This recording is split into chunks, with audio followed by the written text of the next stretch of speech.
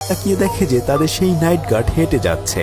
তাকে দেখেই তারা বলে ওঠে, এই বেটার কারণে আমরা শান্তিমতো একটু মজাও করতে পারি না। নাইট গার্ডের আসলে রাতের বেলায় ঘুম আসে না, তাই সে ডাক্তারের কাছে যায়। ডাক্তার তখন তাকে পরামর্শ দেয় এভাবে রাত না জাগার জন্য। এরপর সে ডাক্তারের কাছ থেকে ওষুধ নিয়ে সোজা বাড়িতে চলে আসে।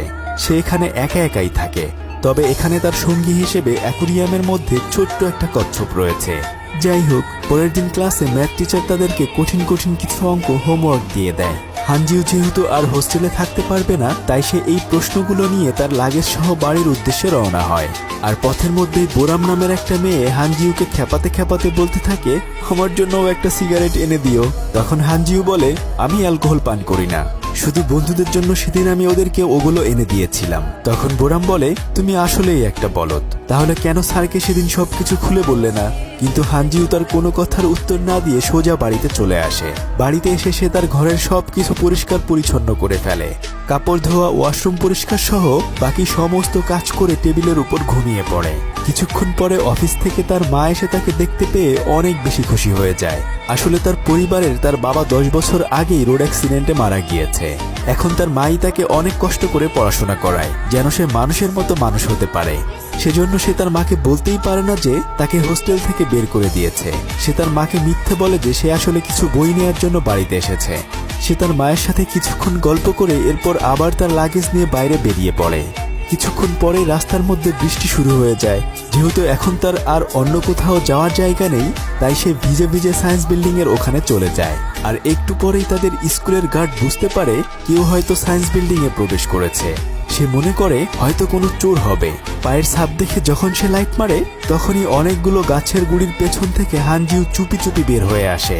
তখন স্কুলের গার্ড তাকে হোস্টেলে ফিরে যাওয়ার জন্য বলে, কিন্তু হানজিউ বলে, আমাকে হোস্টেল থেকে বের করে দিয়েছে।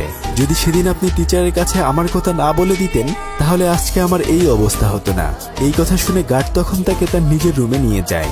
নাইট গার্ড রাত জেগে শুধু অঙ্কের পাজল সলভ করতে থাকে। হানজিউ মাথা মুছে এসে একটা চেয়ারে বসে পড়তে শুরু করে। সে তাকে বলে, সকাল হলেই আমি এখান থেকে চলে যাব। আর একটু পরে সে ওখানে পড়তে পড়তে ঘুমিয়ে যায়। তবে তার হাত থেকে তার ক্লাসে দেয়া সেই অঙ্কের প্রশ্নগুলো নিচে পড়ে যায়। নাইট গার্ড তখন প্রশ্নগুলো হাতে নিয়ে সেগুলো দেখতে থাকে।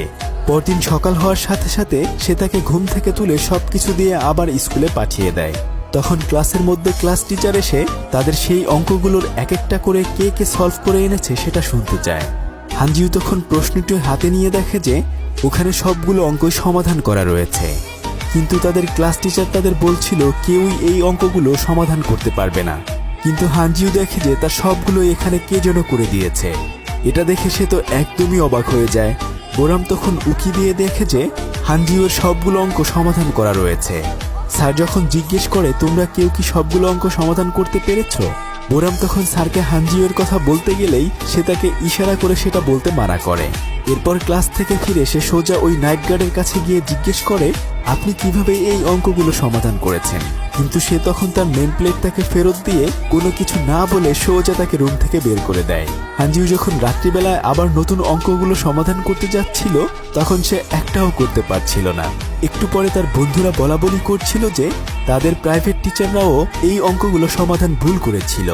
তখন হানজিউ বুঝে যায় ওই নাইট গার্ড আসলে কত বড় অঙ্কের জিনিয়াস। তাই সে প্রতিদিন তার পেছনে পেছনে অঙ্ক সমাধান করার জন্য ঘুরতে শুরু করে, কিন্তু সে তার কোনো কথায় একদমই পাত্তা দেয় না। তবে হানজিও হাল ছাড়ার পাত্র নয়। সে তার বাসার সামনে গিয়ে ঝাড়ু দিতে থাকে। আর এটা